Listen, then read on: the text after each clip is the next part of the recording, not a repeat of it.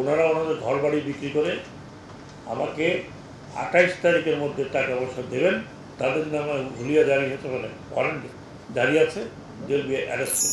শ্রমিকদের কিছু কিছু কিছু কিছু কিছু গার্মেন্টসের শ্রমিকরা এখানে এসেছিল, তারা যমুনা যেতে চেয়েছিল, শ্রমভবন ঘেরাও করার কথা ছিল।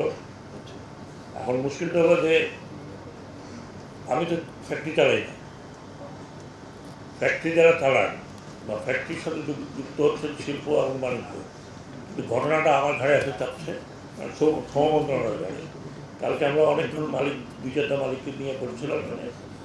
এখন সিদ্ধান্ত হয়েছে যে ওনারা ওনাদের ঘর বাড়ি বিক্রি করে আমাকে 28 তারিখের মধ্যে টাকা পয়সা দেবেন। আমাকে না, তাদের শ্রমিকদের টাকা পয়সা করবেন, আর যদি না করেন তাদের নামে হুলিয়া জারি হতে পারে, ওয়ারেন্ট জারি আছে, দেল বি অ্যারেস্টেড। ওয়ারেন্ট জারি না যাদের তার সবার নামে হয়েছে, তারা এই এখন এই ব্যবস্থার মধ্যে আছেন।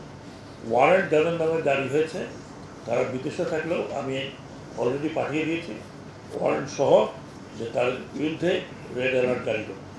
শ্রমিকের পয়সা দিতে হবে, সেটা বাড়ি বিক্রি করে দেয়, আগেও বলেছি, গাড়ি বিক্রি করে দিই, যা খুশি তাই বিক্রি করে দিই। যে চালাতে পারে না ফ্যাক্টরি, যে শ্রমিকের বেতন দিতে পারে না 2 মাস 3 মাস, তার তো এই সেক্টরে থাকা উচিত না। এখানে অনেক ভালো ভালো লোক আছেন, নাহলে আমাদের গ্রামীণ ইন্ডাস্ট্রি আরও বাড়ছে তাদের রপ্তানি।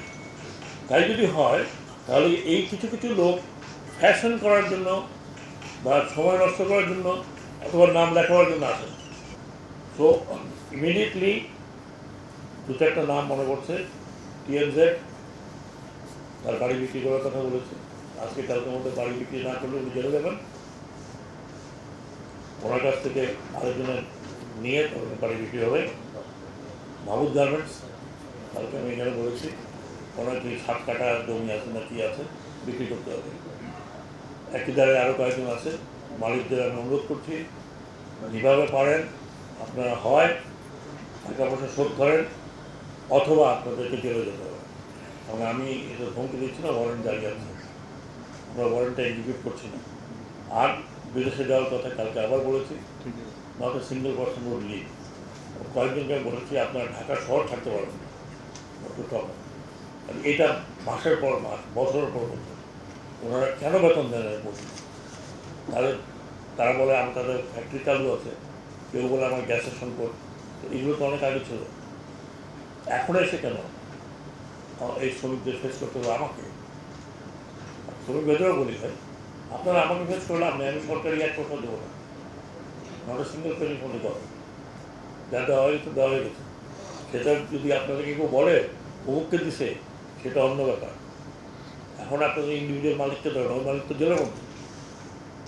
এখন আপনার ইন্ডিভিজুয়াল আছে, বিদেশে আছে, কেউ বিদেশে থাকে কেউ তার টাকা পয়সা না থাকে।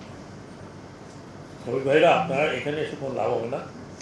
আমি যা করার করে দিয়েছি এবং আমার ক্ষেত্রে সিম্পথেটিক মানে আপনি পাবেন না আর কেউ অন্তত।